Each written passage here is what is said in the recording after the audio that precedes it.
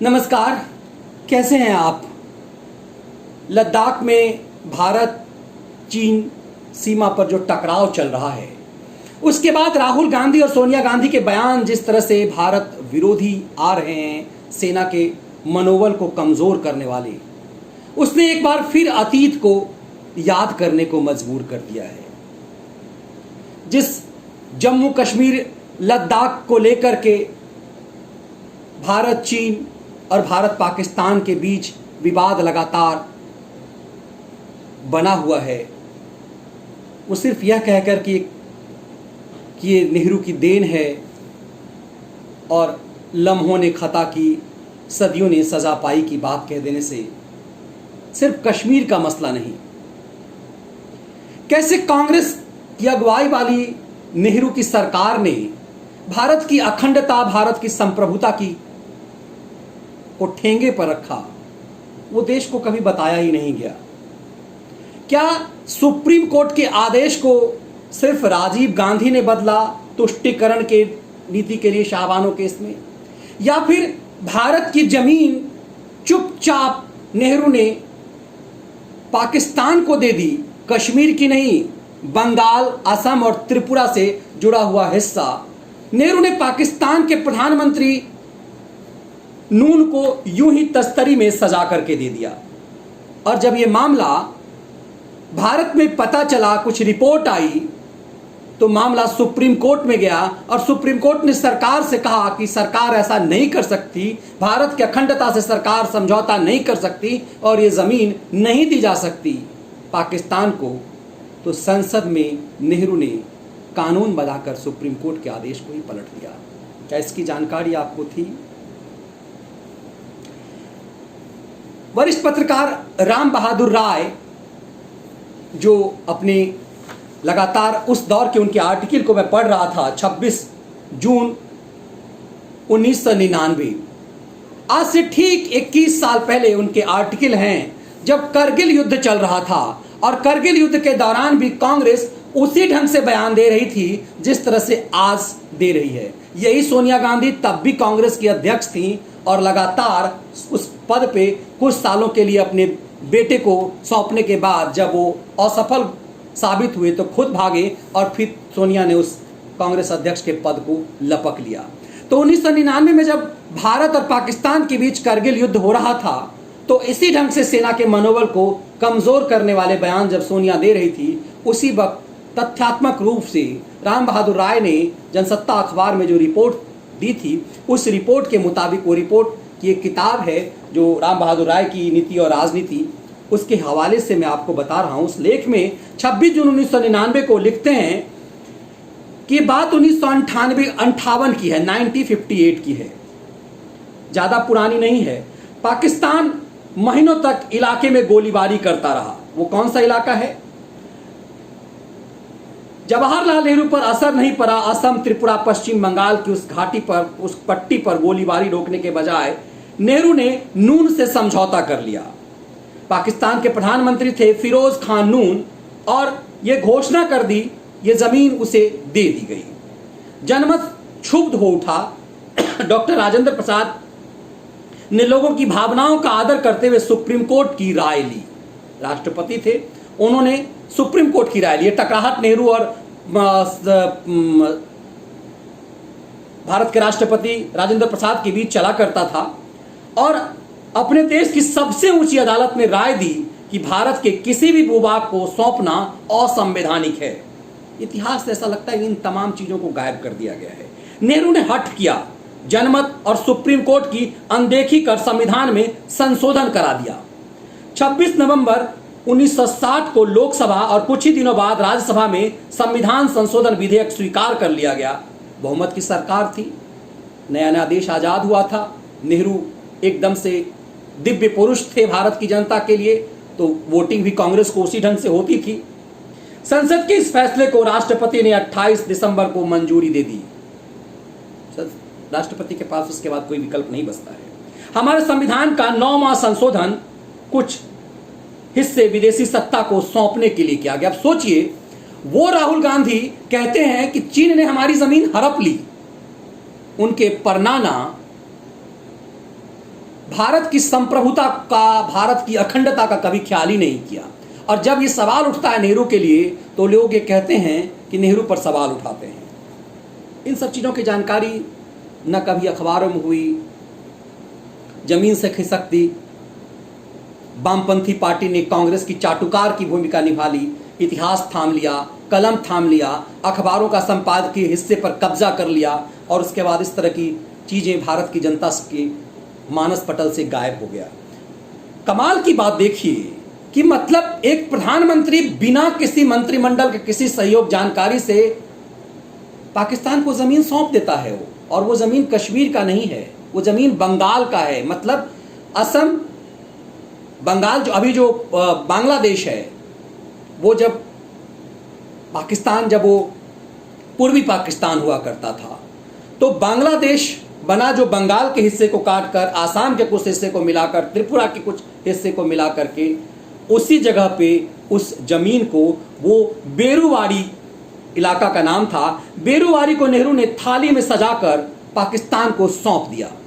और फिर जब बवाल मचा, जनमत ने विरोध किया, देश की जनता ने, राष्ट्रपति जब इस मुद्दे को में सुप्रीम कोर्ट की जब राष्ट्रपति ने राय ली, सुप्रीम कोर्ट ने नेहरू के आदेश को पलटते हुए कहा कि देखिए सरकार देश की अखंडता के साथ ऐसा समझौता नहीं कर सकती है, तो संविधान में संशोधन करा लिया।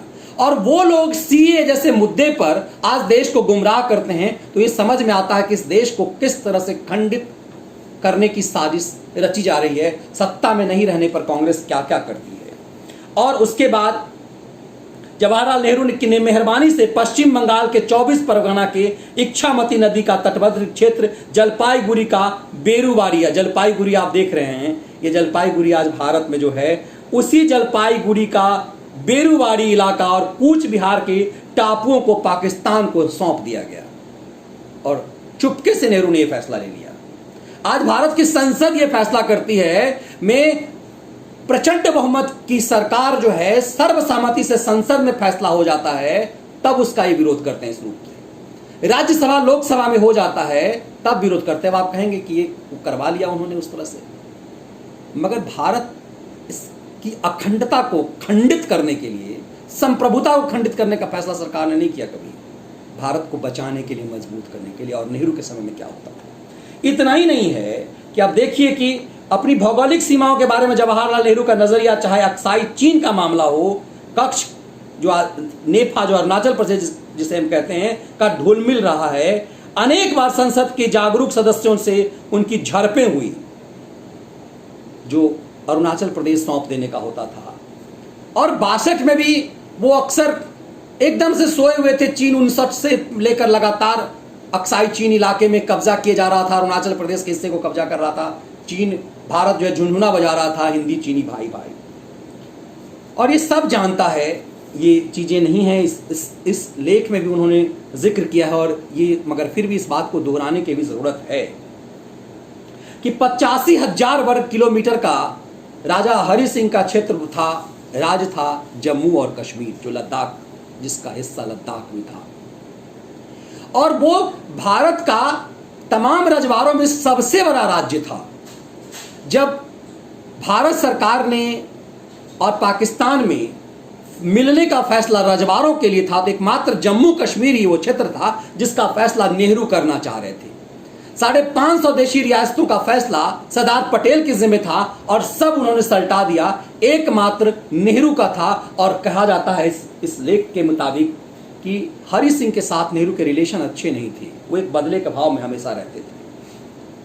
और इसी लिहाज से ये जिम्मा नेहरू ने खुद लिया, सबसे बड़े देशी रियासत का जिम्मा कश्मीर को लेकर के, जो 85,000 वर्ग किलोमीटर था। और कदम कदम पर नेहरू ऐतिहासिक भूले करते रहे, वो लिखते हैं राम बहादुर राय। और जब भी कई जवाहरलाल नेहरू महाराजा हरि सिंह से द्वेषग्रस्त रहते थे। उनकी गलतियों की जड़ में यह भी प्रमुख कारण बना कि उन्होंने कश्मीर का पर जो गलतियां की उसके ब्यौरे जाने के बजाय यही कहना काफी है कि लम्हों ने खता की सदियों ने सजा पाई है। अब देखिए कि क्या है।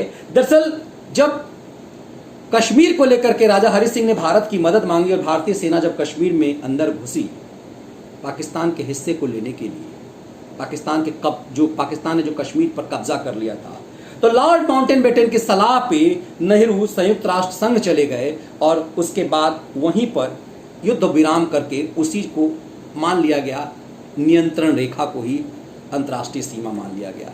मतलब राजा ने फैसला किया कि हम भारत के साथ रहेंगे। हर देशी रियासत में यही हुआ और इस हिस्से को बहुत आसानी से नेहरू ने यह मान लिया युद्ध विराम करके, जो गिलगित बल्तिस्तान और मुजफ्फराबाद जो आज है वो कायदे से भारत में होना चाहिए। नेहरू की उस भूल के कारण आज वो पीओके बना हुआ है, पाक ऑक्युपाइड कश्मीर बना हुआ है। नेहरू की गलती के कारण अभी लास्ट अगस्त तक 370 धारा वहां लागू थी। मतलब नेहरू के समय तक तो वहां एक प्रधानमंत्री भी हुआ करता था। श्यामा प्रसाद मुखर्जी ने एक विधान, एक संविधान, एक प्रधान का नारा दिया था। मतलब वो चीजें भी वहां थी। और वो कांग्रेस पार्टी और उसका पूर्व अध्यक्ष जब ये कहता है कि चीन ने हमारी जमीन को हड़प लिया, तो कितना अपमान भारतीय सेना का करता है ये समझ में आता है। और इन सब चीजों में दरअसल नेहरू विश्व नेता बनने की छवि चाहते थे कि वो विश्व नेता बने। और सिर्फ उसी दौर में नहीं हुआ, ये सिलसिला लगातार चलता रहा। जब दलाई लामा और को भी नेहरू ने इग्नोर किया, आसानी से तिब्बत को चीन के कब्जे में जाने दिया। ऐसे एक दो इतिहास नहीं है।